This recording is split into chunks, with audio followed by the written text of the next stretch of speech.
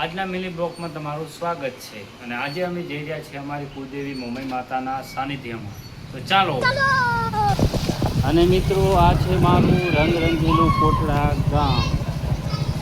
મારા કોટડા ગામમાં લાઇબ્રેરી. આ ગામનો જુઓ વિકાસ અમારા સરપંચ કોણ કરે છે. આ છે શંકર ભગવાનનું મંદિર.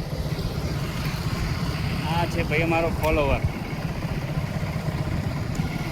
આ છે ગાયો બેટા બધા. આ છે લીલિયું તળાવ. આ છે મિત્રો આ છે બધા યાત્રિકો જવા. મિત્રો, આપણે ટ્રેનની મુસાફરી કરતા હોઈએ છીએ ત્યારે આપણે ઓમ ઊભા હોય સ્ટાઇલું મારતા આમ ને આમ સ્ટાઇલું, પણ આ ગલત છે. આવી સ્ટાઇલ ના મરાય. આ દરવાજો આમ લોક રખાય.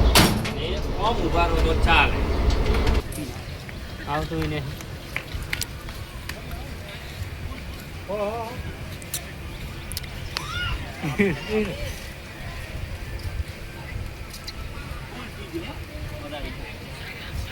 કશું નહીં આવતું, મોઢું નહીં જોયું એમને ઉતરી ગયા છે ને અહીંથી જઈશું આપણે માતાજીના મંદિરે.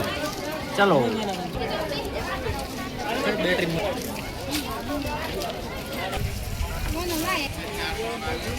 ચલો, હવે આપણે નીકળી ગયા છે મોમાઈ માતાના મંદિરે મોરાગઢ. તો રિક્ષામાં ચડી ગયા છે. એ મજાનો વાયરો આવે છે, રમતા રમતા હેડ્યા છે ખરા.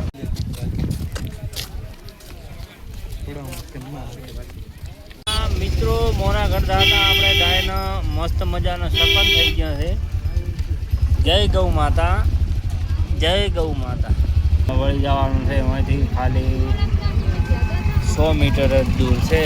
બન્યા રહેજો મારા બ્લોગમાં, તમને મોમાઈ માતાના દર્શન કરાવી દઉં. આ છે મિત્રો જૂનામાં જૂનો કૂવો. હું બધે પહેલાં પાણી ભરવા. લો મિત્રો, પહોંચી ગયા છે. હવે આપણે મોમાઈ માના મંદિરે ઉતરીને તમને દર્શન કરાવી દેવું. લાય મિત્રો, હવે કરાવી દઉં આપણે મોમાઈ માતાના દર્શન. તમને આ બધા ભાઈ ભક્તો આવી જાય મોમાઈ માતાને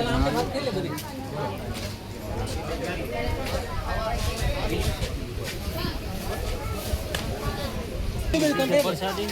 હવે આપણે જય મોમાઈ માં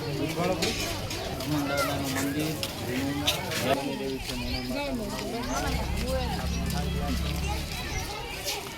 ચાલો, હવે તમને લાઈવ દર્શન કરાવી દઉં.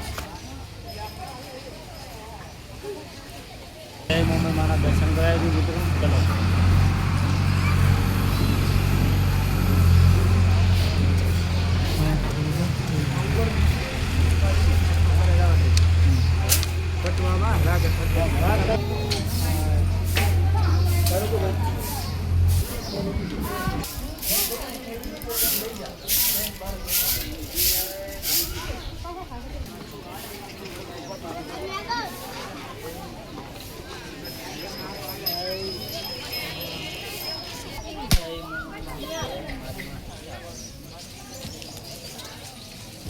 આ છે મિત્રો હોલ મોટો. રહેવા જમવાની અને સુવાની ખૂબ સુવિધા છે. મુલાકાત લેજો એકવાર. માના દર્શન બી કરજો.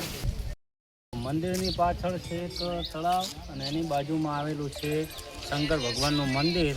ચલો, તમને હું પણ દેખાડી દઉં. મિત્રો, એ તળાવ આમાં ઝીણી ઝીણી માછલીઓ રહે છે. બહુ સરસ તળાવ છે. આ છે શંકર ભગવાનનું મંદિર. જય ભોળાનાથ, જય ભોળા, જય. અહીંના લોકોની એવી માન્યતા છે કે આ પથ્થરનું ઘર બનાવવાથી આપણા ઘર બની જાય છે. તો આપણે એવું નાનકડું ઘર બનાવવું તો ખાલી 2 માળ. જય માતા.